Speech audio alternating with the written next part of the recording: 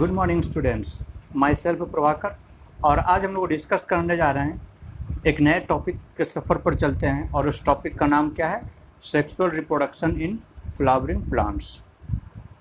ठीक, अब ये जो फ्लावरिंग प्लांट्स का जो चर्चा बोल रहे हैं, ये फ्लावरिंग प्लांट्स के हम लोग डिस्कस कर रहे हैं। तो ये फ्लावरिंग प्लांट्स हम लोग अगर बेसिकली प्लांट्स ग्रुप को देखा जाए, प्लांट की कैटेगरी को, तो प्लांट की कैटेगरी को हम लोग 5 डिफरेंट टाइप्स में डिवाइड करते हैं। कौन कौन सा? एक होता है थैलोफाइटा, एक ब्रायोफाइटा, टेरिडोफाइटा, जिम्नोस्पर्म और एंजियोस्पर्म। तो जो हम लोग प्लांट्स ग्रुप में जिसकी हम लोग बात करने जा रहे हैं, किसकी एक स्पेशल कैरेक्टर है, किस ग्रुप की एक स्पेशल कैरेक्टर है, तो वो ग्रुप का नाम है एंजियोस्पर्म। तो हम लोग बेसिकली यहाँ पर जो बात करने जा रहे हैं, जिस चैप्टर में, इस चैप्टर में हम लोग जो डिस्कस करने वाले हैं, तो हम लोग डिस्कस करने वाले हैं sexual reproduction in basically angiosperm plants group की बात करते हैं। क्योंकि प्लांट एंजियोस्पर्म ग्रुप जो है वो उसका एक स्पेशल कैरेक्टर्स है, एक स्पेशल फीचर्स है जिसमें फ्लावरिंग होती है। ठीक, मतलब कि वैसा प्लांट्स किंगडम जिसमें फ्लावर कैरेक्टरिस्टिक है, उस ग्रुप को हम लोग बोलते हैं एंजियोस्पर्म बोलते हैं। और चूँकि ये फ्लावर क्या है, फ्लावर बहुत ही अट्रैक्टिव एक ऑर्गन्स है प्लांट्स का, खास करके एंजियोस्पर्म का। तो हम लोग देखते हैं कि फ्लावर्स कहाँ कहाँ यूज़ करते हैं, तो हम लोग देखते हैं कि आजकल ऑर्नामेंट की तरह इस्तेमाल करते हैं, गिफ्ट के तौर पर इस्तेमाल करते हैं, हम लोग पूजा पाठ में इस्तेमाल करते हैं। तो फ्लावर एक फैसिनेटिंग ऑर्गन्स है कि जिसके हम लोग बहुत सारे उपयोग करते हैं। ठीक, तो अगर ये एंजियोस्पर्म जो है, तो यहाँ पर अब ये बेसिकली बोला जाए कि ये जो एंजियोस्पर्म है, अब ये एंजियोस्पर्म भी डिफरेंट टाइप्स के हम लोग बात कर सकते हैं। एंजियोस्पर्म के भी 2 टाइप्स होते हैं बेसिकली अगर देखा जाए तो हम लोग बात करते हैं क्या कि एक मोनोकॉट होता है, एक डाइकॉट होता है। अभी उसको छोड़ दीजिए, इसके बाद भी अगर देखा जाए तो कुछ ऐसे फ्लावर्स या ऐसे प्लांट्स होते हैं जो बेसिकली 1 साल में फ्लावरिंग करते हैं, तो वैसे प्लांट्स को क्या बोलते हैं? एनुअल बोलते हैं। कुछ ऐसे प्लांट्स हैं जो 2 साल में अपना या 2 सीजन्स में अपना लाइफ साइकिल कंप्लीट करते हैं, तो वैसे प्लांट्स को हम लोग बायनियल प्लांट्स भी बोलते हैं। इसका एग्जांपल की बात करते हैं तो रेडिश होता है। और बाकी जो आजकल मैंगो का सीज़न आ चुका है, तो हम लोग जो मैंगो वगैरह खा रहे हैं वो पेरिनियल प्लांट्स कहलाते हैं, जैसे कि वो हर साल अपने आप को फ्लावरिंग करते हैं और फ्रूट देते हैं। तो ऐसे प्लांट्स को हम लोग बोलते हैं पेरिनियल प्लांट्स बोलते हैं। तो ये जो एंजियोस्पर्मिक जो प्लांट्स होता है, तो हम लोग क्या ब्रॉडली कितने कैटेगरी में डिवाइड कर लिए? तो ये हम लोग डिवाइड कर दिए एनुअल, बाइनियल एंड पेरिनियल में। लेकिन कुछ ऐसे भी एक्सेप्शनली जो प्लांट्स हैं कि वो अपने लाइफ टाइम में एक बार फ्लावरिंग करते हैं, उसके बाद मर जाते हैं। ठीक, और वैसे प्लांट्स को हम लोग बोलते हैं मोनोकार्पिक प्लांट्स। जैसे एग्जांपल के तौर पर देखते हैं तो हम लोग के आसपास में देखते हैं बनाना ट्री रहता है, उसके बाद बम्बू ट्री है, बम्बू ग्रास बोल सकते हैं। Bamboo is not a tree but is a grass. तो bamboo grass and banana is monocarpic plants. Whereas we also know that there are different plants जिसमें क्या होता है कि वो बार बार फ्लावरिंग अपने लाइफ टाइम में देता है और साथ साथ फ्रूट का डेवलपमेंट करता है। जैसे एग्जांपल के तौर पर आजकल मैंगो हो गया है, मैंगो हो गया, आपका ग्रेप्स हो गया, आपका गुआवा हो गया। ये सब डिफरेंट पॉलीकार्पिक प्लांट्स रहते हैं। अच्छा, कुछ इंटरेस्टिंग फीचर्स भी, इंटरेस्टिंग कैरेक्टर्स भी क्या है कि कुछ ऐसे इंटरेस्टिंग प्लांट्स या फ्लावर देखने को मिलते हैं जो सबसे लार्जेस्ट फ्लावर है। तो जो लार्जेस्ट फ्लावर है उसको हम लोग बोलते हैं, उसका नाम है रेफ्लेसिया। रेफ्लेसिया उसका नाम है। अब ये लार्जेस्ट फ्लावर की बात कर लिए तो हम लोग उसकी स्मॉलेस्ट के फ्लावर की बात कर लेते हैं। तो स्मॉलेस्ट फ्लावर जो है वो है Wolffia. Wolffia is the smallest flower. चलिए, तो हम लोग जो बात करने जा रहे हैं, फ्लावरिंग प्लांट्स की बात करने जा रहे हैं, मतलब कि हम लोग स्पेशली फ्लावर्स की बात करने जा रहे हैं। तो फ्लावर की जो बात कर रहे हैं, मतलब कि हम लोग we are a science student, so we can also know that only the study of flower, क्या बोल रहे हैं, study of flower is called anthology. क्या बोलते हैं? एंथोलॉजी बोलते हैं। मतलब कि फ्लावर के जो स्टडी करते हैं एक ऐसा ब्रांच है जिसमें सिर्फ और सिर्फ फ्लावर के स्टडी की बात करते हैं, वैसे ब्रांच को हम लोग बोलते हैं एंथोलॉजी। ठीक है, और ये हम लोग सभी जानते हैं कि इंडिया का नेशनल फ्लावर क्या है? लोटस है।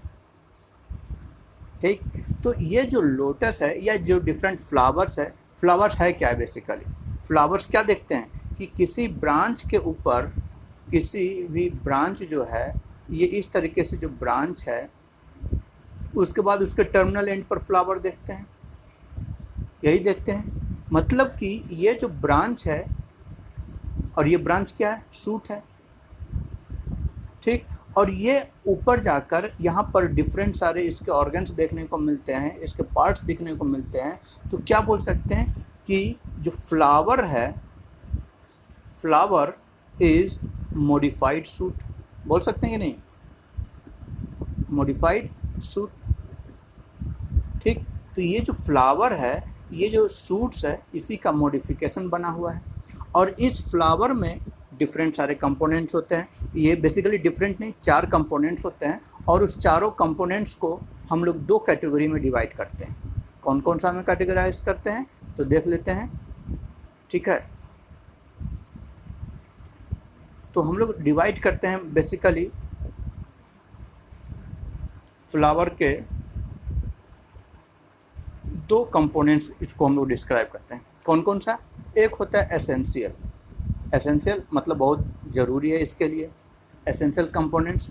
और दूसरा है एक्सेसरी, एक्सेसरी मतलब सिर्फ सहायता प्रदान करने के लिए रहता है। ठीक है, तो हम लोग जहाँ एसेंशियल कंपोनेंट्स की बात करते हैं, तो एसेंशियल कंपोनेंट्स में 2 होता है। एक को हम लोग बोलते हैं क्या? एक को हम लोग बोलते हैं एंड्रोसियम, और दूसरे को गाइनोसियम बोलते हैं। एंड्रोसियम और गाइनोसियम। ठीक, और जहाँ तक हम लोग एक्सेसरी की बात करते हैं, तो एक्सेसरी हो गया, इसको सहायक प्रदान करने वाले हैं। तो कभी फ्लावर देखे होंगे, गुलाब का फूल अगर देखे होंगे तो उसमें देखे होंगे कि जिस डंडी से, जिस स्टॉक से वो जुड़ा रहता है उसको बोलते हैं पेडिसिल बोलते हैं। अभी हम लोग डिस्कस करेंगे।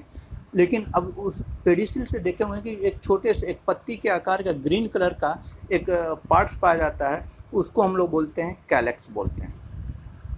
क्या बोलते हैं? कैलेक्स। और उसके बाद अगर गुलाब की बात करें तो रेड रेड या पिंक पिंक जो पेटल्स देखने को मिलते हैं, जिसको हम लोग कलरफुल जो दिखता है, उसको हम लोग बोलते हैं कोरोला। तो कितना हो गया कंपोनेंट्स? 4 कंपोनेंट्स हो गए। एक हो गया एंड्रोसियम, एक गाइनोसियम, और एक कैलेक्स, और दूसरा कोरोला। यहाँ हम लोग एसेंशियल कंपोनेंट्स की बात जो कर रहे हैं, एंड्रोसियम की बात कर रहे हैं। ये एंड्रोसियम जो होता है मेल सेक्स ऑर्गन को बियर करने वाला होता है, इसलिए इसका नाम एंड्रोसियम दिया गया है। और जो गाइनोसियम है, ये फीमेल कैरेक्टर्स या फीमेल रिप्रोडक्टिव पार्ट को कैरी करने वाला रहता है, इसलिए उसको गाइनोसियम बोलते हैं। और जो ग्रीन कलर का दिखता है उसको कैलेक्स बोलते हैं, और जो कलरफुल पेटल्स दिखता है उसको हम लोग कोरोला बोलते हैं। ठीक, तो इतना तो हम लोग देख लिए। अब देखते हैं कि ये जो यहाँ पर देखिए एक डायग्राम दिया हुआ, बहुत ही सुंदर डायग्राम दिया हुआ है। तो हम लोग अभी जो बात किए कि फ्लावर, मान लीजिए कि इस तरीके से फ्लावर है, और क्या है?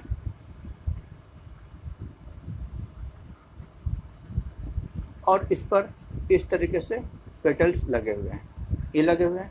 और यहाँ पर क्या लगे हुए रहते हैं? ये ग्रीन कलर का इस तरीके से यहाँ पर लगे हुए रहते हैं। ठीक है, तो अब ये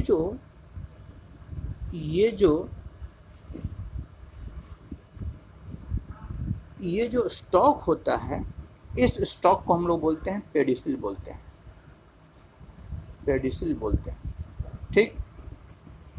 ठीक है, और जहाँ पर ये पूरा फ्लावर अटैच रहता है, वहाँ पर देखिएगा एक स्वेलन पोर्शन रहता है, उस पोर्शन को हम लोग बोलते हैं थैलेमस बोलते हैं।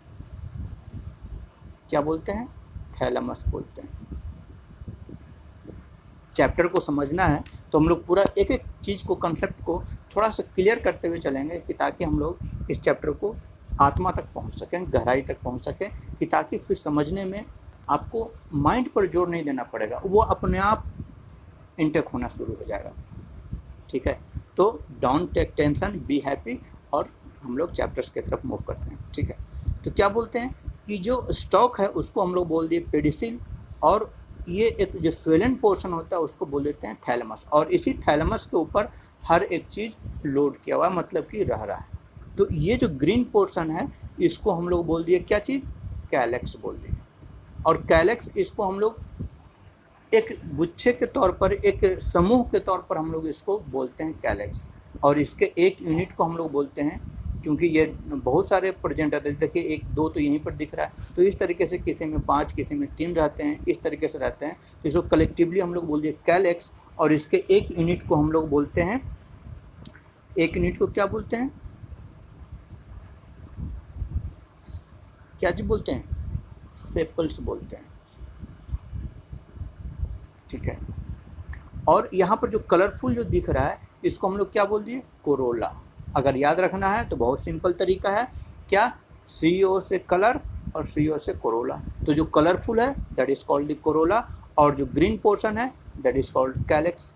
और कोरोला, क्योंकि यहाँ पर देखिए 1 2 3 और ये 4 यहाँ हम लोग कोरोला की बात कर रहे हैं, तो कलेक्टिवली तो हम लोग कोरोला बोल दिए, लेकिन इसके एक यूनिट को हम लोग क्या बोलते हैं, पेटल्स बोलते हैं। ठीक है, तो अब फिर से हम लोग डायग्राम पर आ जाते हैं। इस डायग्राम को देखिए, बहुत बढ़िया डायग्राम दिया हुआ है, इस डायग्राम को समझ लीजिएगा। अब बाकी हम 2 अभी कंपोनेंट्स का नहीं डिस्कस किए, क्योंकि हम लोग फ्लावर उतना बढ़िया से हम नहीं बना पाए थे, सॉरी नहीं बना पाए थे, तो उसमें डिस्टर्बेंस हो जाता है।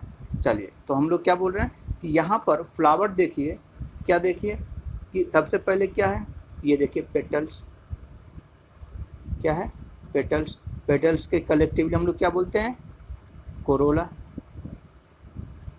ठीक, यहाँ पर फिलामेंट्स दिया हुआ है, यहाँ पर देखिए इस यूनिट को यहाँ से यहाँ तक जुड़ा हुआ है, इसको बोलते हैं फिलामेंट्स। और यहाँ पर फिर 2 बाइलॉब्ड स्ट्रक्चर दिया हुआ है, इसको हम लोग बोलते हैं एंथर। देखिए यहाँ पर दिया हुआ है, तो ये हो गया एंथर। ठीक है, और ये देखिए 1 संख्या 2 संख्या 3 संख्या 4 संख्या, इसकी संख्या बहुत ज़्यादा है, तो इसको कलेक्टिवली हम लोग क्या बोल दिए, एंड्रोसियम, एंड्रोसियम बोल दिए। और देखिए सेंटर में देखिए एक इस तरीके से स्ट्रक्चर बना हुआ है, एक ट्यूब स्ट्रक्चर बना हुआ है, उसके ऊपर बेस चौड़ा है, जिसको हम लोग बोलते हैं स्टिग्मा बोलते हैं, और इसके स्टाइल बोलते हैं, और नीचे राउंड पोर्शन उसको बोलते हैं ओवरी। तो इस पूरे तीनों कलेक्टिवली, तीनों जो यूनिट मिलकर एक यूनिट बना रहा है, इसको हम लोग बोलते हैं कार्पेल्स बोलते हैं। और इसकी भी संख्या बहुत अधिक होती है, इसलिए इसको कलेक्टिवली हम लोग बोलते हैं गाइनोसियम बोल देते हैं। ठीक है, तो अब जो मेल गैमेट्स है, क्योंकि हम लोग क्या बोल रहे हैं कि जो मेल पोर्शन है वो क्या है, एंड्रोसियम। बात क्लियर हो रहा है, मेल यूनिट क्या हो गया, एंड्रोसियम।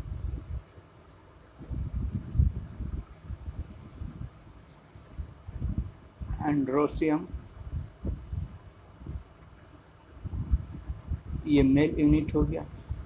अब मेल यूनिट हो गया मतलब कि ये प्रोड्यूस करेगा, कुछ इंपॉर्टेंट काम के लिए बना हुआ है, तो ये मेल गैमेट्स का फॉर्मेशन करेगा। और मेल गैमेट्स को हम लोग यहाँ पर क्या बोलेंगे, प्लांट्स के केस में पोलन ग्रेन की बात करेंगे। ठीक है, और वहीं यहाँ पर जो गाइनोसियम है, ये जो गाइनोसियम है फीमेल रिप्रोडक्टिव पार्ट हो गया गाइनोसियम, और फीमेल रिप्रोडक्टिव पार्ट मतलब कि ये ओवम का प्रोडक्शन करेगा। ठीक है, ठीक है, क्लियर है, आगे बढ़े। चलिए, अगर कहीं कोई डाउट आता है तो आप कमेंट करके पूछिए, हम आंसर देंगे। ठीक है, तो हम लोग क्या डिस्कस कर लिए कि ये जो प्लांट्स है, ये जो फ्लावर है, फ्लावर के 4 कंपोनेंट्स होते हैं, और इस 4 कंपोनेंट्स में 2 एसेंशियल होता है, क्योंकि एक ये जो फिलामेंट्स और एंथर है, एंथर प्रोडक्शन करेगा पोलन ग्रेन का,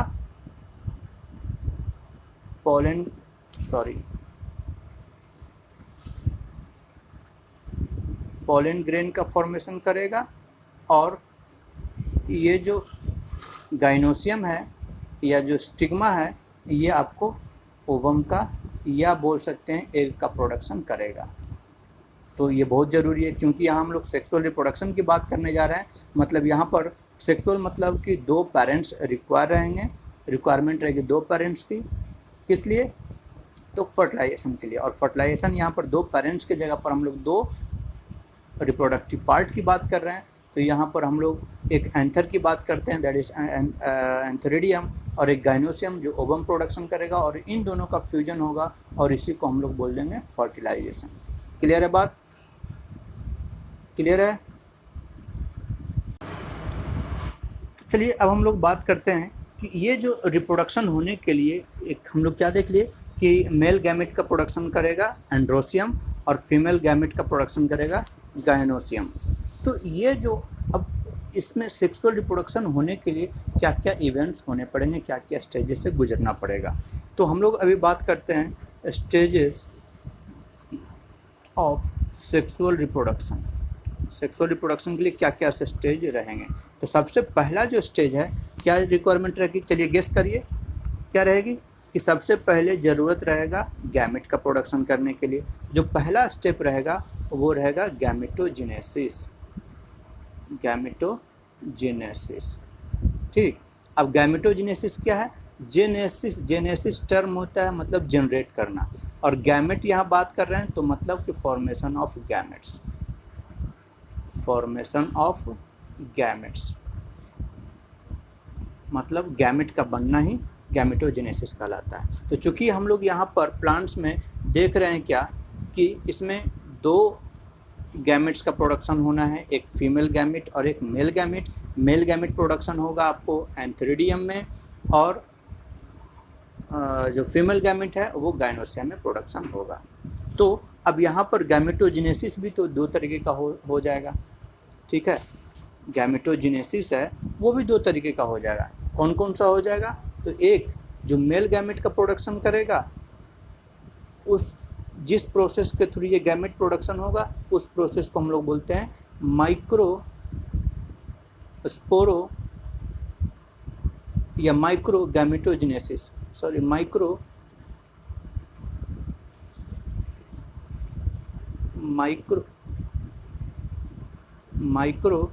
गैमेटोजेनेसिस। क्या होगा? Micro gametogenesis. और वहीं जो ओवम का प्रोडक्शन होगा वो फीमेल बॉडी में होगा। तो अब जहाँ फीमेल की बात करें, फीमेल गैमेट जो होगा, जिस प्रोसेस के थ्रू उसका प्रोडक्शन होगा उस प्रोसेस को हम लोग बोलते हैं मेगा गैमेटोजेनेसिस, ठीक। Mega gametogenesis. अब इसके बाद क्या होगा, गेस करिए। अब चूंकि ये जो मेल गैमेट्स है कहाँ बन रहा है?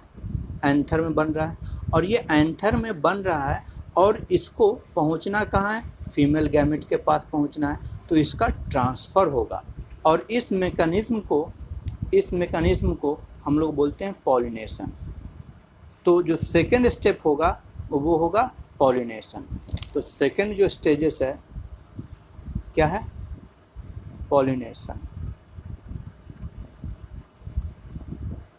ठीक है। और ये जो पॉलिनेशन है,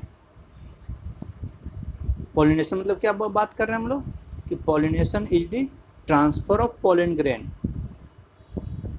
ट्रांसफर ऑफ पोलन ग्रेन कहाँ से कहाँ तक ट्रांसफर होता है? तो transfer of pollen grain from anther to stigma. Yes, that's right, stigma of the female parts. यानी जो पिस्टल है उसके स्टिग्मा पर ये ट्रांसफ़र होता है पोलन ग्रेन्स का, और इसको हम लोग बोलते हैं पॉलिनेशन, ठीक है। और ये पॉलिनेशन भी आपको जानकर आश्चर्य होगा कि पॉलिनेशन भी 2 तरीके का होता है। अब कहिएगा कि ये हर चीज़ में इतने तरीके का हो जाता है, कितना याद रखेंगे? बहुत आसान है, बहुत आसान है। कैसे बोलिए कैसे? तो ये अगर पॉलिनेशन हो रहा है, क्या बोल रहे हैं कि ये जो पॉलिनेशन है अब ये दो तरीके कैसे, अब इसको सोचिए कैसे। अगर मान ली कि ये एक प्लांट्स है, ये एक फ्लावर है यहाँ पर, एक फ्लावर है यहाँ पर, और ये एक प्लांट्स है यहाँ पर फ्लावर है, ठीक। इसको ऐसे सोचिए। अब अगर ये फ्लावर का, इस फ्लावर का पोलन ग्रेन क्या हो रहा है, इसी फ्लावर पर जा रहा है। इसको हम लोग कलर चेंज कर लेते हैं, समझना इजी हो जाएगा। क्या हम लोग बोल रहे हैं कि इसी फ्लावर का पोलन ग्रेन अगर इसी के फ्लावर के स्टिग्मा पर जा रहा है तो इसको हम लोग बोल देते हैं सेल्फ पॉलिनेशन। सेल्फ पॉलिनेशन, ठीक है। और अगर अच्छा, तो ये भी तो कंडीशन हो सकता है कि फ्लावर भी हम लोग अभी उतना डिस्कस नहीं कर रहे हैं, क्योंकि और डिटेल भी इसको हम लोग पढ़ेंगे, बाद में देखेंगे और डिटेल्स पे हम लोग इस पर चर्चा करेंगे। तो अभी हम लोग सिर्फ ये देखिए कि ये अगर एक प्लांट्स है और उसका एक फ्लावर है, तो अब एक कंडीशन हो सकता है कि उसका पोलन ग्रेन उसी के फ्लावर पर जाए और फर्टिलाइज करे, तो उसको हम लोग बोलते हैं सेल्फ पॉलिनेशन। तो इसका मतलब ये फ्लावर कैसा हो सकता है, मतलब कि मेल यानी एंड्रोसियम और गाइनोसियम दोनों साथ में रहता हो, तो इसको हम लोग बोल देते हैं बाइसेक्सुअल फ्लावर। क्या बोल दिए, बाइसेक्सुअल फ्लावर, इसको हम लोग बोल दिए, ठीक। लेकिन अब ये भी तो हो सकता है कि ये एक ही प्लांट है, लेकिन ये एक मेल अलग फ्लावर है और एक फीमेल अलग फ्लावर है, तो इसका पोलन ग्रेन इसके ऊपर आएगा, क्योंकि फर्टिलाइजेशन होना है तो इसका वो इसके ऊपर आएगा। तो इस कंडीशन को हम लोग बोलते हैं, क्या बोलते हैं, जिनटोनोगैमी बोलते हैं, जिनेटोगैमी बोलते हैं, जिनटोनोगैमी, ठीक। अब देखिए, ये तो बात हुआ एक ही फ्लावर के, एक ही प्लांट्स के दो फ्लावर्स की चर्चा कर ली। लेकिन एक ऐसा भी हो सकता है कि अगर एक प्लांट्स बिल्कुल डिफरेंट हो, डिफरेंट कहने का मतलब मान ली कि ये एक मेल प्लांट्स है और ये एक फीमेल प्लांट्स है, तो अब क्या होगा कि इसका ट्रांसफ़र इस फ्लावर के ऊपर होगा, और इस ट्रांसफ़र को हम लोग बोलते हैं क्रॉस पॉलिनेशन बोलते हैं। क्या बोलते हैं, क्रॉस पॉलिनेशन। क्यों क्रॉस पॉलिनेशन बोल रहे हैं, क्योंकि ये एक प्लांट से दूसरे प्लांट्स के ऊपर ट्रांसफ़र हो रहा है, ठीक है। तो अब ये इसका मतलब कि ये एक, क्या बोल रहे हैं, एक मेल फ्लावरिंग प्लांट्स है और ये एक फीमेल फ्लावरिंग प्लांट्स है, मतलब कि यहाँ पर प्लांट्स जो है वो अलग अलग हैं और फ्लावर भी है अलग अलग। तो यहाँ पर हम लोग बोलते हैं, यहाँ क्या बोले, दोनों कंपोनेंट्स एक ही है, उसको बाइसेक्सुअल बोलिए, ये यूनिसेक्सुअल फ्लावर हो गया, ठीक। और ये प्लांट्स दोनों अलग अलग है, तो इस प्लांट्स को हम लोग बोलेंगे, क्या चीज़ बोलेंगे, डायोसियस प्लांट बोलेंगे। डाई मतलब दो, तो दोनों अलग अलग सेपरेट हो गया। एग्जाम्पल के तौर पर आपको देखना है तो कभी कभी आपने घर के आसपास देखे होंगे पपाया का पेड़, पपीते का पेड़ देखे होंगे। तो पपीते का पेड़ क्या है, वो किसी पपीते के पेड़ में देखते हैं तो बोलते हैं क्या कि अरे इसमें तो फ्लावरिंग हो गया, सिर्फ इसमें फ्रूट तो लगे नहीं। तो नहीं लगे मतलब कि प्लांट्स जो है पपाया का, वो मेल के लिए अलग प्लांट्स होता है और फीमेल के लिए अलग प्लांट्स होता है। मेल फ्लावर होता है वो अलग प्लांट्स के ऊपर होता है और फीमेल फ्लावर जो है वो अलग प्लांट्स के ऊपर है। तो मतलब कि दोनों अलग अलग है, तो उस कंडीशन को हम लोग बोलते हैं डायोसियस प्लांट बोलते हैं। और जिस प्लांट्स के ऊपर दोनों फ्लावर एक ही प्लांट्स के ऊपर प्रेजेंट रहता है उसको मोनोसियस प्लांट बोलते हैं, ठीक है, ठीक है। तो ये तो हम लोग बात कर लिए, कौन सा, सेकेंड स्टेजेस की बात कर लिए। अब हम लोग डिस्कस करेंगे तीसरा स्टेजेस। समझ में आ रहा है ना, ज़्यादा ऐसे तो दिक्कत नहीं होना चाहिए, लेकिन फिर भी अगर कोई दिक्कत होता है आप कमेंट्स में लिखिए, हम कहीं भी थोड़ी सी भी प्रॉब्लम होती है तो उसको हम लोग डिस्कस करेंगे, ठीक है। तो जो अब क्या है, अब ये सोचिए कि तीसरा स्टेजेस क्या हो सकता है।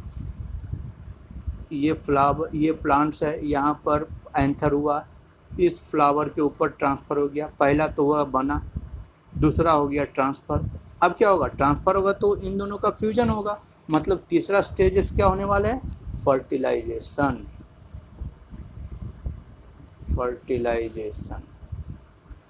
ठीक है, ये हम लोग अभी सिर्फ ओवरऑल हम लोग चैप्टर्स देख रहे हैं, चैप्टर्स मतलब कि इस चैप्टर की गहराई आत्मा तक समझने की कोशिश कर रहे हैं। ठीक है, अभी हम लोग को इसको बहुत पढ़ना है। ठीक है, तो क्या बोल रहे हैं कि इसका जो नेक्स्ट स्टेजेस है that is called the fertilisation. तो फर्टिलाइजेशन का मतलब क्या हुआ कि it is the marriage between male gametes and female gametes, और we can say that the fusion of male gametes that is called the pollen grains and क्या ovum to form zygote is called the fertilization. The fusion of gametes and form zygote is called fertilization. अब क्या हुआ, अब तो zygote बन गया। अच्छा, ये जो गैमेट था ये कैसा था, इसका क्रोमोजोम हाफ हो गया था, और हाफ क्रोमोजोम को हम लोग क्या बोलते हैं, हैप्लॉइड्स बोलते हैं। तो ये जो गैमेट्स है दोनों n नंबर का है, मतलब हैप्लॉइड है, और ये जो हैप्लॉइड है वो दोनों हैप्लॉइड आपस में फ्यूज कर एक जाइगोट का फॉर्मेशन किए, और जो जाइगोट बनेगा, क्योंकि दो गैमेट्स n और n मिल रहे हैं, तब क्या बन जाएगा, 2n बन जाएगा। होगा कि नहीं होगा, क्या बोल रहे हैं, ये n गैमेट एक है और दूसरा गैमेट मिलेगा और ये बना देगा जाइगोट, तो जाइगोट क्या हो जाएगा, n और n मिलाकर 2n हो जाएगा, मतलब ये फिर से डिप्लॉयड हो जाएगा। अब इसका फेट क्या होगा, मतलब इसका रिजल्टेंट क्या होगा, एक जाइगोट तो बन गया। अब जाइगोट के बाद क्या होगा, तो जो नेक्स्ट स्टेजेस रहेगा उस स्टेजेस को हम लोग बोलते हैं एम्ब्रायोजेनेसिस। एम्ब्रायोजेनेसिस कहने का मतलब क्या हुआ कि मतलब कि अब ये जो गैमेट्स है वो क्या होगा, एक एम्ब्रियो में डेवलप होगा। तो जो चौथा स्टेजेस है उसको हम लोग बोलते हैं एम्ब्रायोजेनेसिस। एम्ब्रायोजेनेसिस में क्या बोल रहे हैं कि डेवलपमेंट ऑफ जाइगोट्स,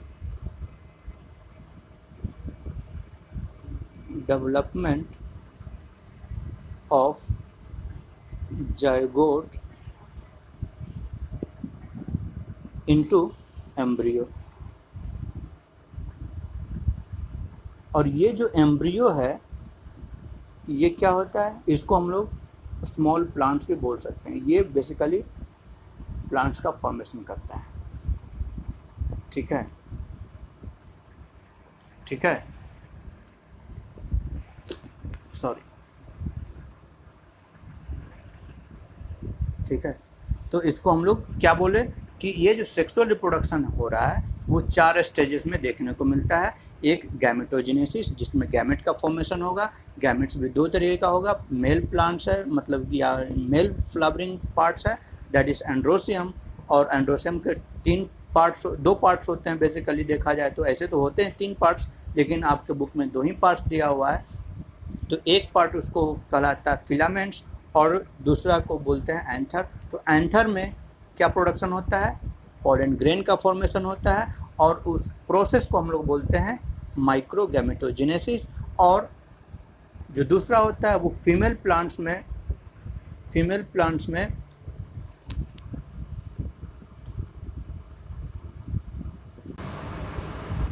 और जो दूसरा पार्ट्स में फीमेल जो रिप्रोडक्टिव पार्ट होता है दैट इज द गाइनोसियम। और गाइनोसियम में हम लोग क्या बोलते हैं कि वहाँ पर एग का फॉर्मेशन होता है, ओवम का प्रोडक्शन होता है, और उस प्रोसेस को हम लोग, अब वो जो गाइनोसियम है उसके भी, यानी उसके एक यूनिट को हम लोग क्या बोल दिए, पिस्टल बोल दिए या कार्पेल बोलते हैं। तो कार्पेल भी 3 कंपोनेंट से मिलकर बना होता है। एक राउंड जो नीचे बेस का होता है उसको बोलते हैं ओवरी, और एक ट्यूब के समान निकला हुआ रहता है उसको बोलते हैं स्टाइल। और स्टाइल एक बेस की तरह ऊपर एक डिस्क की तरह फैला हुआ रहता है, उसको बोलते हैं स्टिग्मा। और स्टिग्मा क्या करता है, रिसीव करता है पोलन ग्रेन्स को। तो अब वो क्या हो गया, पॉलिनेट कर गया। मतलब ये जो प्रोसेस है यहाँ पर जो गैमेट का जो प्रोडक्शन होगा, ओवम का प्रोडक्शन होगा, उसको हम लोग बोलते हैं क्या, मेगा गैमेटोजेनेसिस बोलते हैं। और जो सेकंड, इसके बाद सेकंड स्टेजेस में क्या होता है, second stage is called the pollination. और पॉलिनेशन में क्या हुआ कि वो जो मेल गैमेट बना एंथर में, उसका ट्रांसफ़र होना है कहाँ पर, फीमेल गैमेट के पास, मतलब कि स्टिग्मा के ऊपर ट्रांसफ़र होगा, और इस प्रोसेस को हम लोग बोलते हैं पॉलिनेशन। तो ये जो पॉलिनेशन भी दो तरीके का हम लोग बोले कि एक, अगर सेम फ्लावर है उसका पॉलन ग्रेन अगर उसी के फ्लावर का फीमेल गैमेट के पास पहुंचता है तो that is called the self fertilisation, self pollination, self pollination. और अब अगर दूसरे प्लांट्स का पॉलन ग्रेन अब अगर दूसरे के प्लांट्स पर ट्रांसफ़र होता है तो उसको हम लोग बोलते हैं क्रॉस पॉलिनेशन। क्रॉस पॉलिनेशन को हम लोग क्या बोल सकते हैं, उसका एक मीडिएटर की तरह काम करता है, एक एजेंट काम करेगा क्रॉस पॉलिनेशन होने के लिए। ठीक है। अब तीसरा स्टेजेस में क्या होगा, अब एक बार पॉलिनेशन हो चुका तो अब जो नेक्स्ट स्टेप में आएगा that is called the fertilisation. और फर्टिलाइजेशन में क्या होगा कि जो अब एक मेल गैमेट्स आया और फीमेल गैमेट्स आया, उन दोनों का होगा फ्यूजन, और फ्यूजन होकर बनेगा एक जायगोट का फॉर्मेशन करेगा, that is called the fertilisation. अब फर्टिलाइजेशन भी यहाँ पर चूँकि हम लोग फ्लावरिंग प्लांट्स के डिस्कस कर रहे हैं, और फ्लावरिंग प्लांट्स में यानी एंजियोस्पर्म की बात कर रहे हैं, और एंजियोस्पर्म की एक बेसिक एक यूनिक कैरेक्टरिस्टिक है, उसको हम लोग बोलते हैं डबल फर्टिलाइजेशन। तो यहाँ पर हम लोग डबल फर्टिलाइजेशन भी डिस्कस करेंगे। तो डबल फर्टिलाइजेशन में क्या होता है, तो अब जो पोलन ग्रेन्स है, पोलन ग्रेन्स में जो पोलन ग्रेन्स है उसके स्ट्रक्चर की हम लोग बात करेंगे। तो जो पोलन ग्रेन का स्ट्रक्चर होता है वो दो लेयर से घिरा होता है। एक बाहरी कवरिंग होता है, उसको हम लोग बोलते हैं, तो जो बाहरी कवरिंग होता है उसको एक्साइन बोलते हैं, और वो बहुत टफ लेयर होता है। वो बना होता है स्पोरोपोलिनिन का बना होता है, जो बेसिकली केमिकली इनर्ट होता है। उसके अंदर के लेयर को बोलते हैं इंटाइन्स, और उसके अंदर में दो सेल्स प्रेजेंट रहते हैं, एक वेजिटेटिव सेल्स रहता है, एक जनरेटिव सेल्स रहता है। तो जो जनरेटिव सेल्स होता है वो बाद में जाकर जब पोलन ट्यूब का फॉर्मेशन होता है तो बिफोर फर्टिलाइजेशन, वो ओवम के फर्टिलाइजेशन होने से पहले वो स्प्लिट होकर दो गैमेट्स का प्रोडक्शन करता है, और वो एक गैमेट एक ओवम के साथ प्रोडक्शन फ्यूज़ कर गया और वो जायगोट का फॉर्मेशन कर दिया, और जो बाकी एक गैमेट बच गया है वो जाकर आगे जाकर एम्ब्रियो सैक में सेकेंडरी पोलर न्यूक्लियाई से फ्यूज़ करता है, और वो वहाँ पर चूँकि फ्यूज़न हो रहा है, तो जो वहाँ फ्यूजन हो रहा है वो पोलर न्यूक्लियाई के पास जो फ्यूजन हो रहा है, तो चूंकि दो ऑलरेडी पोलर न्यूक्लियाई है और एक मेल गैमेट जा रहा है वो भी फर्टिलाइज कर रहा है, तो वहाँ पर 3N का यानी 3 हैप्लॉइड क्रोमोसोम्स आपस में आकर फ्यूज़ कर रहे हैं, तो उसको हम लोग बोलते हैं ट्रिपल फ्यूजन। और चूंकि ट्रिपल फ्यूजन और यहाँ पर मेल गैमेट्स और फीमेल गैमेट्स जो ओवम के साथ प्रोडक्शन एक के साथ फ्यूज़ कर रहा है, तो दो फर्टिलाइजेशन एक ही साथ हो रहा है, इसलिए इसको हम लोग बोलते हैं डबल फर्टिलाइजेशन। ये बात क्लियर है। चलिए, अब इस स्टेजेस के बाद, फर्टिलाइजेशन स्टेजेस के बाद क्या हम लोग देखने वाले हैं, वो है एम्ब्रियोजेनेसिस। एम्ब्रियोजेनेसिस में क्या हुआ कि अब ये जाइगोट बना वो एक एम्ब्रियो में फॉर्मेशन होगा, ट्रांसफॉर्म होगा, और वो जाकर बाद में एक सीड का फॉर्मेशन करेगा। ठीक है। चल, तो यहाँ पर हम लोग क्या बात कर रहे थे कि फर्टिलाइजेशन होने के लिए क्या होना पड़ेगा, फीमेल गैमेट को प्रोडक्शन होना पड़ेगा। तो यहाँ पर एंजियोस्पर्म की एक और खासियत है कि यहाँ पर 7 सेल्ड और 8 न्यूक्लियाई का एक स्ट्रक्चर बनता है, एम्ब्रियो सैक बनता है। तो एंजियोस्पर्म की क्या खासियत है, एंजियोस्पर्म की यहाँ पर 7 सेल्ड एंड 8 न्यूक्लियाई का स्ट्रक्चर बनता है। इसको हम लोग डिटेल में जब पढ़ेंगे तब हम लोग देखेंगे, हर एक चीज़ को बहुत ही डिटेल से समझते हुए पढ़ेंगे। ये तो एक ओवरऑल व्यू हम लोग बात करते हुए चल रहे हैं, तो हम लोग इसको और भी डिटेल से देखेंगे। ठीक है।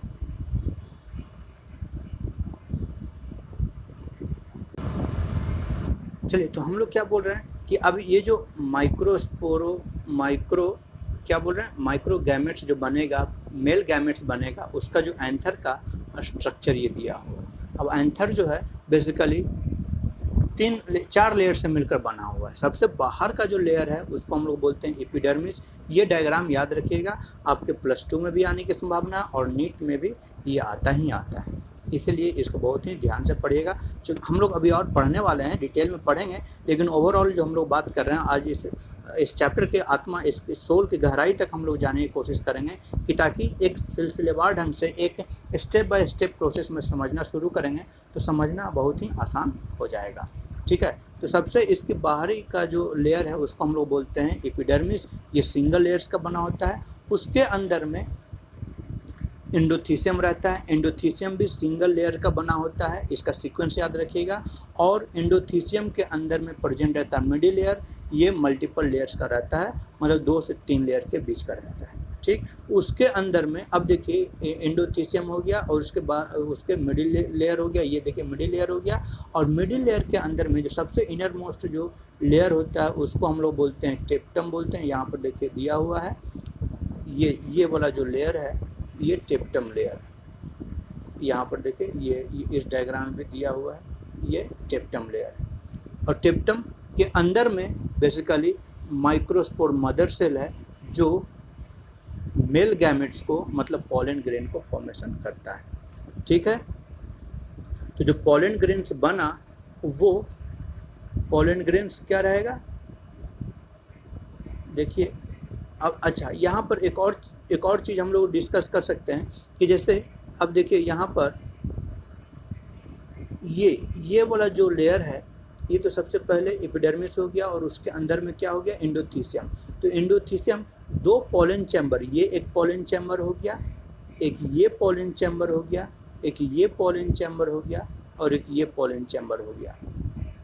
तो और ये जो पोर्शन होता है इसको बोलते हैं कनेक्टिव। और इस यहाँ से जुड़ा हुआ रहता है, किससे, फिलामेंट से जुड़ा हुआ रहता है। तो यहाँ 4 चैम्बर है, तो 2 चैम्बर के बीच में एंडोथीसियम जो है वो पतला रहता है। पतला रहने से क्या होता है कि जैसे ही अब ये एंडोथीसियम में फाइबर्स भरे पड़े रहते हैं, फाइबर्स। अब फाइबर्स क्या होगा, सेलुलोसिक फाइबर्स रहता है। तो इन्वायरमेंट से वाटर को जब एब्जॉर्ब करता है, वाटर को जब एब्जॉर्ब करेगा तब क्या करेगा, ये स्वेल कर जाएगा। स्वेल कर जाएगा तो प्रेशर बढ़ेगा और प्रेशर बढ़ने से क्या होगा, प्रेशर इंक्रीज होगा। अब प्रेशर इंक्रीज होने से ये टूट जाएगा, क्योंकि एंडोथीसियम क्या है, सिंगल लेयर्स का बना हुआ है। तो इस तरीके से ये टूट जाएगा और इस प्रोसेस को हम लोग बोलते हैं dehiscence, dehiscence of pollen grain. मतलब कि यहाँ से पॉलन ग्रेन टूटकर बाहर आ जाएगा। देखिए यहाँ पॉलन ग्रेन से बाहर इजेक्ट हो रहा है, तो इस प्रोसेस को हम लोग बोलते हैं डेहिसेंस बोलते हैं। ठीक, अब ये जो पॉलन ग्रेन से बाहर आ गया तो अब पॉलन ग्रेन का स्ट्रक्चर कैसा रहता है, तो पॉलन ग्रेन का स्ट्रक्चर अगर हम लोग बात करते हैं तो वो 2 लेयर्स का मिलकर बना होता है। क्या हम लोग बोले, ये देखिए ये यहाँ पर नहीं दिया हुआ, ये यहीं पर दिया हुआ, चलिए नहीं दिया हुआ, उतना क्लियर कट नहीं दिया हुआ। तो हम लोग क्या बोल रहे हैं कि जो पॉलन ग्रेन्स होता है वो 2 लेयर से मिलकर बना हुआ होता है। एक जो अंदर का जो लेयर होता है इसको हम लोग बोलते हैं इंटाइन। ठीक, और इसके बाहर का जो रफ रहता है वो मोटा भी रहता है, बहुत ज़्यादा मोटा भी रहता है, तो उसको हम लोग बोलते हैं एक्साइन बोलते हैं। ये क्या हो गया, एक्साइन। बाहर वाला हो गया एक्साइन और अंदर वाला लेयर हो गया इंटाइन। ये जो एक्साइन है ये बहुत ही टफ लेयर होता है। क्या है, टफ लेयर है। टफ क्यों है, क्योंकि ये बना होता है स्पोरोपोलिनिन का बना होता है, स्पोरोपोलिनिन। ठीक, अच्छा देखिए ये जो 2 एक्साइन के बीच में एक गैप रहता है जहाँ पर स्पोरोपोलिनिन नहीं रहता है प्रेजेंट, तो उस जगह को हम लोग बोलते हैं जर्म पोर बोलते हैं, जर्म पोर बोलते हैं। ठीक है, और जर्म पोर से पॉलन ट्यूब का फॉर्मेशन होगा, क्योंकि मूवमेंट करवाना है, मेल गैमेट्स को मूवमेंट करवाना है, तो उसके लिए एक चैनल प्रोवाइड होना चाहिए। तो ये जो पॉलन ग्रेन्स है, अब ये पूरा टोटल पॉलन ग्रेन्स है, तो ये इंटाइन के अंदर में 2 सेल्स पाया जाता है। एक बड़ा सेल्स होता है जिसको हम लोग बोलते हैं वेजिटेटिव सेल्स, और एक छोटा सेल होता है जिसको बोलते हैं जनरेटिव सेल्स बोलते हैं। तो जो वेजिटेटिव सेल्स है ये पॉलन ट्यूब का फॉर्मेशन करता है। क्या चीज़ का फॉर्मेशन करेगा, पॉलन ट्यूब का फॉर्मेशन करेगा। और जब पॉलन ट्यूब बन जाएगा तो उसके पीछे पीछे जनरेटिव सेल चलता हुआ जाएगा। ठीक है, ठीक है,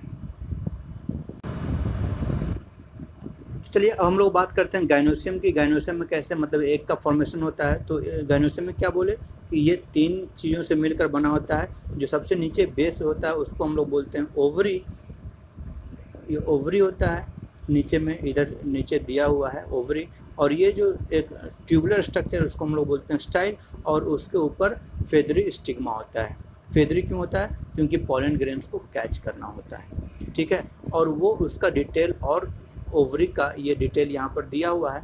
ओवरी किस तरीके से एम्ब्रियो सैक उसमें रहता है, न्यूक्लियस रहता है, inter integument, outer integument, micropylar and funicles, हम लोग सब डिटेल्स में पढ़ने वाले हैं, ठीक है। तो ये जो इसका फाइनली हम लोग खाली ये अभी बात कर सकते हैं, यहाँ पर जो ओवरी होता है, ओवरी के अंदर में एम्ब्रियो सैक होता है, और ये जो एम्ब्रियो सैक है वो आपको क्या होता है? 7 सेल्ड और 8 न्यूक्लियाई स्ट्रक्चर होता है, ठीक है।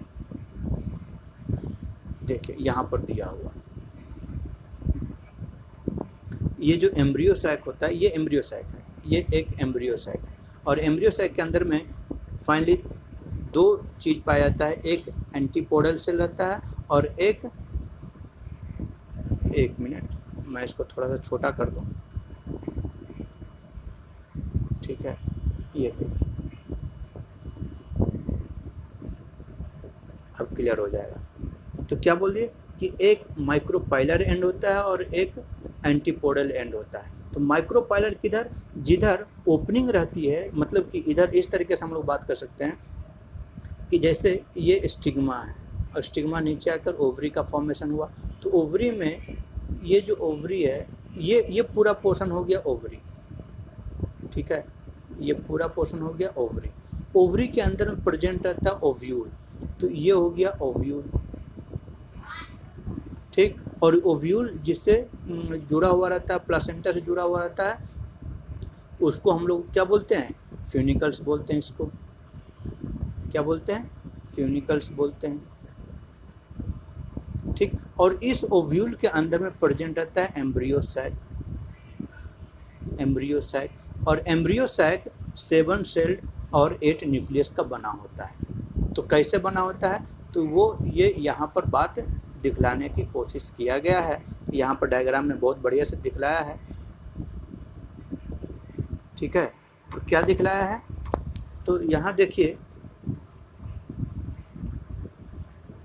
यहाँ देखिए कि एक तरफ माइक्रोपाइलर एंड के तरफ आपका सिनर्जिड सेल्स होता है, और ये सिनर्जिड सेल और साथ साथ यहाँ पर एक सेल है, इसको हम लोग बोलते हैं एग अपैरेटस बोलते हैं, एग अपैरेटस बोलते हैं, ठीक है। और ये जो एग है, एक मेल गैमेट के साथ फ्यूज करेगा और ये जायगोट का फॉर्मेशन करेगा।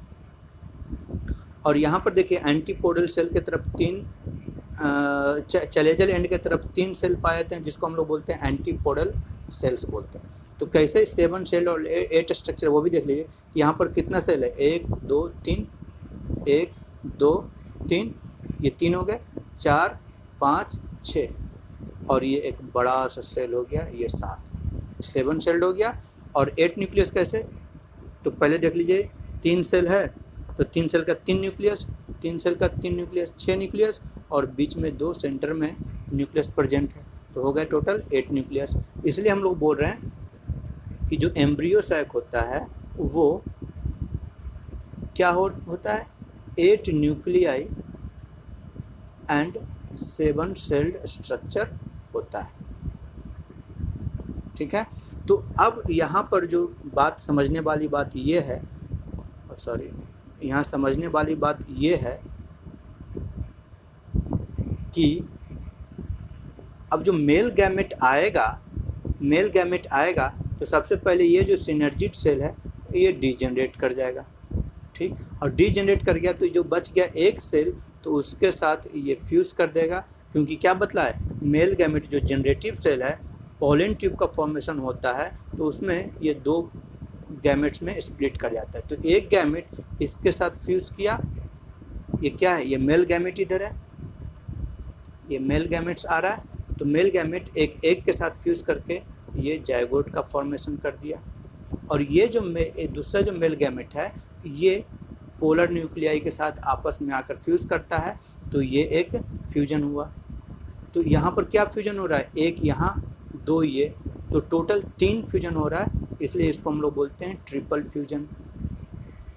ठीक, और यहाँ पर फ्यूजन एक यहाँ पर हो रहा है, इस मेल गैमेट का इस एक के साथ फ्यूज हो रहा है, तो चूँकि यहाँ भी एक फ्यूजन, यहाँ भी एक फ्यूजन, तो 2 यहाँ पर फ्यूजन एक साथ हो रहा है, इसलिए इसको हम लोग बोलते हैं क्या, डबल फर्टिलाइजेशन बोलते हैं। क्या बोलते हैं, डबल फर्टिलाइजेशन। और ये एंजियोस्पर्म की कैरेक्टरिस्टिक है, ये एंजियोस्पर्म की कैरेक्टरिस्टिक है। क्लियर है बात, क्लियर है बात। चलिए तो अब हम लोग आगे बढ़ते हैं।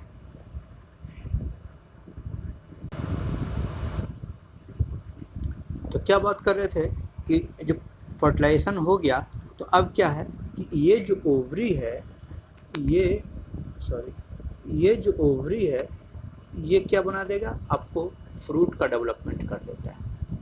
क्या बना देगा, फ्रूट बना देगा। और ये जो ओव्यूल है, ओव्यूल आपको सीड का फॉर्मेशन करता है। ठीक है, तो क्या बना दिया कि फर्टिलाइजेशन के बाद ओव्यूल जो है वो सीड का फॉर्मेशन करेगा और ओवरी जो है वो फ्रूट का डेवलपमेंट करेगा। तो चूँकि अब ये यहाँ पर फ्यूज़न होने के लिए हम लोग क्या बोल रहे हैं कि गैमेट का ट्रांसफ़र होना है, तो मतलब कि पॉलिनेशन होना है। और पॉलिनेशन एजेंट, यहाँ पर हम लोग एजेंट की बात कर सकते हैं। तो जो पॉलिनेशन है, क्या बोल रहे हैं कि डिफरेंट सारे जो क्रॉस पॉलिनेशन होता है वो डिफरेंट सारे एजेंट के थ्रू होता है। एजेंट कहने का मतलब क्या हुआ कि अब कुछ पोलन ग्रेन्स एयर के थ्रू भी ट्रांसफ़र होते हैं। तो जो एयर के थ्रू ट्रांसफ़र होते हैं उसको हम लोग बोलते हैं, उसको हम लोग क्या बोलते हैं, एनिमोफिली बोलते हैं। और कुछ ऐसे गैमेट्स होते हैं जो इंसेक्ट के थ्रू होते हैं, उसको इंटेमोफिली बोलते हैं। या फिर अगर वाटर के थ्रू ट्रांसफ़र हो रहा है पोलन ग्रेन्स को, उसको हाइड्रोफिली बोलते हैं। एग्जाम्पल अभी हम लोग देखने वाले हैं, उसको हम लोग ध्यान दे के पढ़ेंगे। और क्या बोले कि अगर बर्ड्स के थ्रू हो रहा है तो उसको हम लोग बोलते हैं क्या चीज़, ऑर्निथोफिली। और अगर स्नेल्स के थ्रू हो रहा है तो उसको हम लोग बोलते हैं मैलाकोफिली। ठीक है, और उसके बाद चिरिप्टोफिली, ये टर्म याद रखिएगा। बैट के थ्रू अगर हो रहा है तो उसको चिरिप्टोफिली बोलते हैं। तो इस तरीके से क्रॉस पॉलिनेशन होता है। तो जो क्रॉस पॉलिनेशन होता है, तो हम लोग जो बात कर रहे हैं क्रॉस पॉलिनेशन का, तो पॉलिनेशन का जो एजेंट होता है उसको 2 टाइप में डिवाइड किए हैं। कौन कौन सा, 2 टाइप में। तो एक एबायोटिक फैक्टर्स है, जैसे हवा और पानी की हम लोग बात कर रहे हैं तो वो एबायोटिक फैक्टर्स है।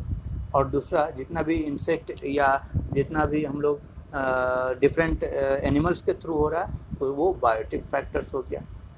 तो जो एबायोटिक फैक्टर्स है वो भी हवा से अगर हो रहा है, एयर के थ्रू हो रहा है, तो एयर के थ्रू 19.6% पॉलिनेशन होता है।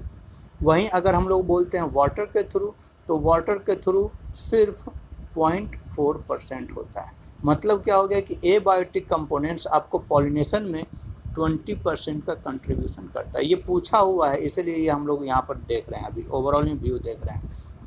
ठीक है, उसके बाद जो बायोटिक कंपोनेंट्स है, जो डिफरेंट सारा एनिमल्स के थ्रू या इंसेक्ट के थ्रू पॉलिनेशन होता है, इसको हम लोग बोलते हैं बायोटिक फैक्टर्स। और ये 80% आपको कंट्रीब्यूट करता है। ये परसेंटेज भी याद रखिएगा। और एबायोटिक फैक्टर्स और बायोटिक फैक्टर्स कैसे है वो याद रखिएगा।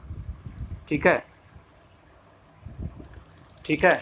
तो हम लोग देख लिए, फर्टिलाइजेशन भी देख लिया। फर्टिलाइजेशन के बाद क्या बोले कि ये हम लोग को ओव्यूल जो है वो बना देगा, क्या, ओव्यूल बना देगा आपको सीड, और ओवरी बना देगा फ्रूट।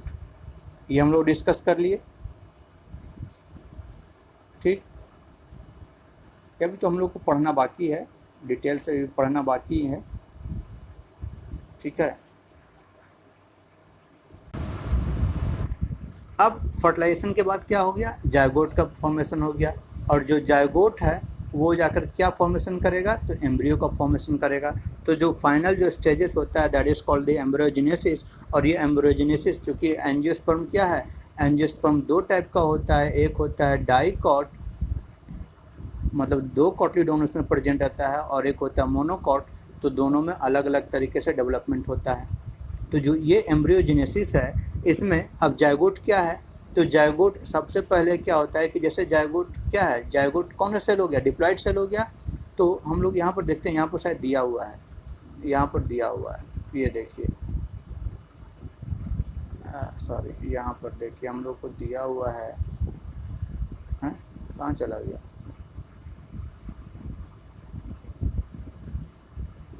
नहीं दिया हुआ, चलिए यहाँ नहीं दिया हुआ, हम लोग बात कर लेते हैं। तो क्या बात कर रहे हैं कि यहाँ पर जो जायगोट है, जैसे ये जायगोट है, जायगोट में होता है ट्रांसवर्स डिवीजन, इस तरीके से डिवीजन हुआ, और डिवीजन होने के बाद दो सेल बन गया, दो सेल के बाद एक को बोलते हैं बेसल सेल। बेसल सेल किधर रहेगा, माइक्रोपाइलर एंड की तरफ रहेगा, ये बड़ा रहेगा, और दूसरा जो सेल कहलाएगा वो सेल को हम लोग बोलते हैं एपिकल सेल बोलते हैं, ठीक है। तो ये हो गया आपका एपिकल सेल, और ये हो गया बेसल सेल, ठीक। अब ये बेसल सेल में फर्दर फिर और डिवीजन होगा, तो डिवीजन होने के बाद 6 से 10 सेल का स्ट्रक्चर बन जाता है, और उसको हम लोग बोलते हैं सस्पेंसर सेल। तो इसलिए कभी कभार बेसल सेल्स को हम लोग सस्पेंसर सेल भी बोलते हैं।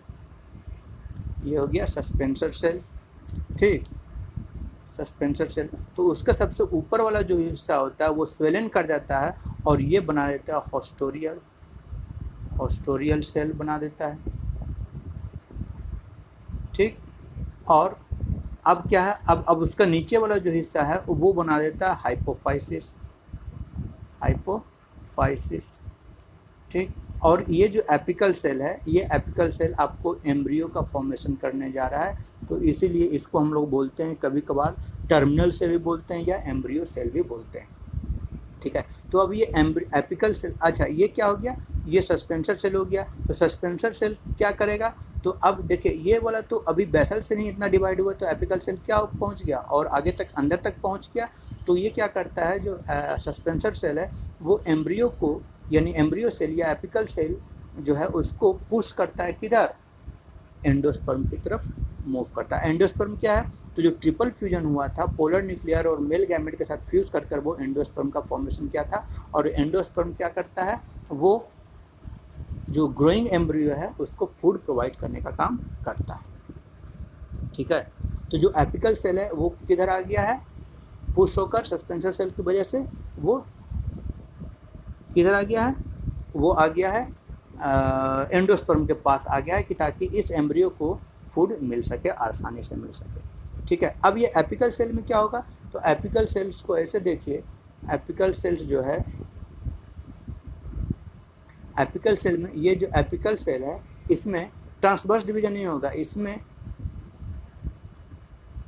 वर्टिकल डिवीजन होगा, ठीक। तो ये क्या हो गया, दो सेल बन गया, फिर एक बार और हो गया, तो अब क्या हो गया, 4 सेल बन गया, और 4 सेल बनने के बाद एक ट्रांसवर्स डिवीजन होगा, तो दो टीयर्स में ये सेपरेट हो जाएगा, अपर टीयर एंड लोअर टीयर। तो जो अपर बाहरी वाला जो लेयर है वो आपको फॉर्मेशन कर देगा डर्मेटोजेंस, एपिडर्मिस का फॉर्मेशन करेगा, और उसके अंदर वाला जो सेल्स है वो एम्ब्रियो का फॉर्मेशन करेगा। और ये जो एम्ब्रियो का फॉर्मेशन होगा ये भी बहुत मल्टीपल स्टेजेस के थ्रू होता है। तो बाहरी वाला लेयर क्या बोल दिए, डर्मेटोजेन का फॉर्मेशन किया, ठीक। और अंदर वाला लेयर हो जाएगा वो डिफ्रेंशिएट होगा, और डिफ्रेंशिएट होने के बाद प्रोकैम्बियम का फॉर्मेशन करेगा, प्रोकैम्बियम, और प्रोकैम्बियम वेस्कुलर स्ट्रैंड को बनाएगा, वेस्कुलर स्ट्रैंड को जन्म देगा। और क्या बनाएगा, और जो दूसरा बनाएगा वो है ग्राउंड मेरिस्टेम का फॉर्मेशन करेगा, जो बेसिकली रूप से कॉर्टेक्स एंड पिथ का फॉर्मेशन करेगा, ठीक है।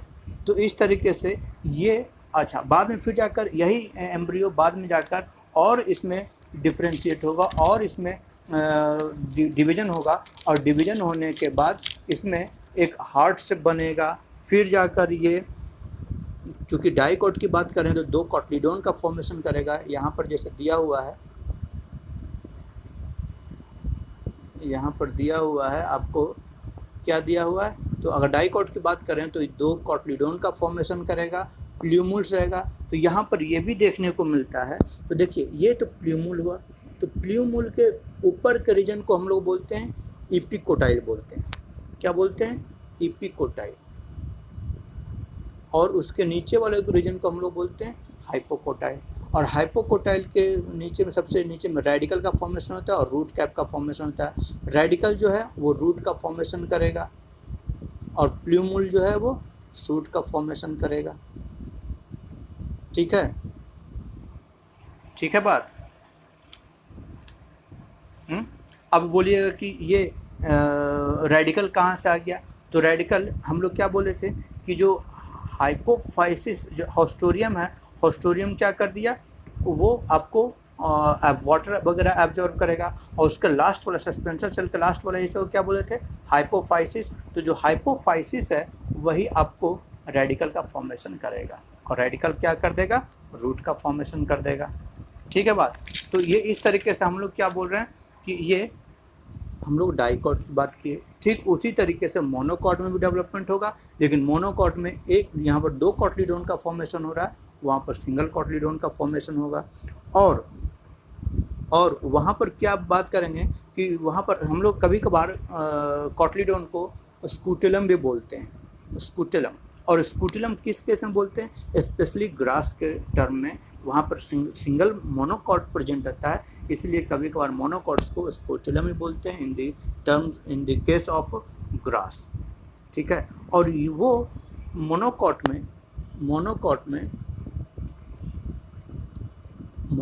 में क्या बोल रहे हैं कि मोनोकॉट में ये जो प्ल्यूमुल होता है,